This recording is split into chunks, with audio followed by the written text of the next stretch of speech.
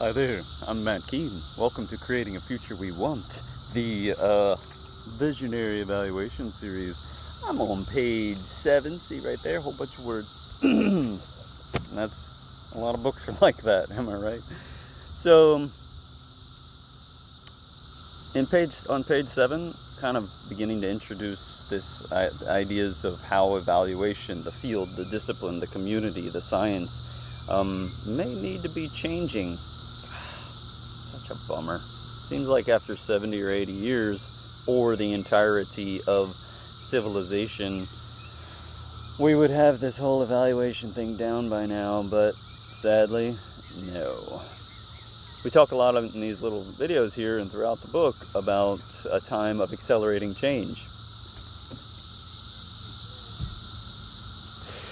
That's what my girls do, and I like slam on the gas to speed up when I'm merging. So,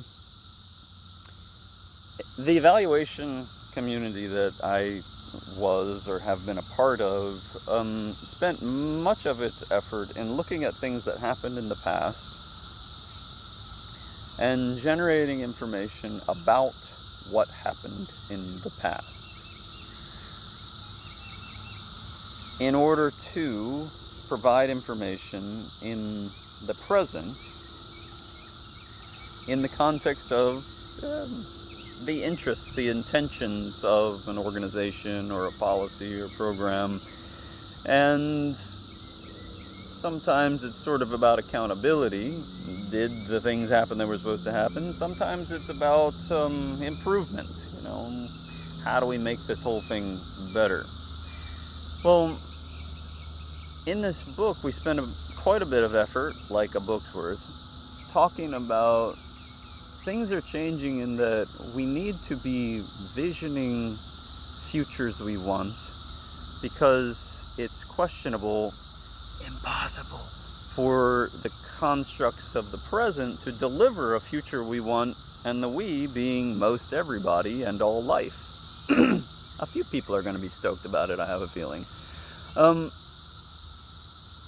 So if we have visions of a future we want, and we bring that into the evaluative process, how can our learning of the past be related to those visions that we want to create?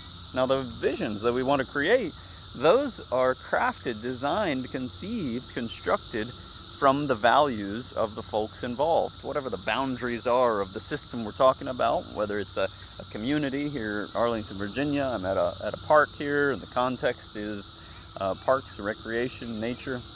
Lots of cicadas, evidently, is what nature is right now. So, how does an articulation of visions influence for us the applications of learning through an evaluative process and the stuff that comes out of the generation of that learning? The construction of the continual adaptation, the praxis of the program, the organization who is or which is trying to create something different than what exists today.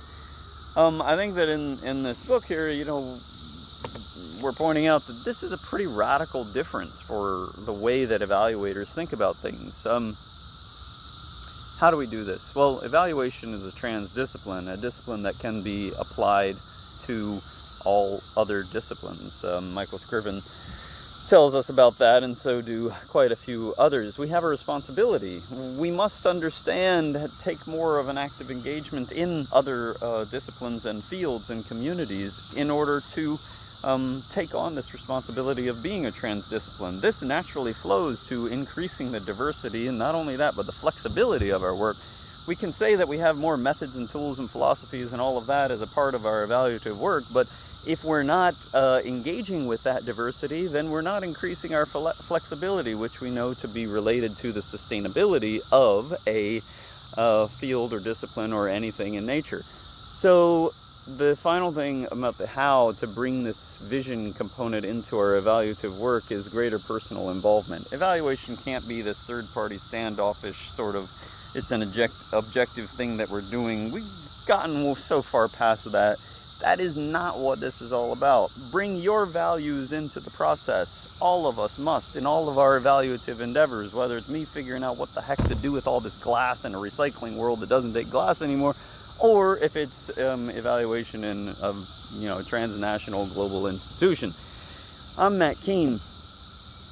Thanks for visiting Creating a Future We Want, the Visionary Evaluation Series. What is your vision of a form of evaluation that will be more useful in creating a future that we want?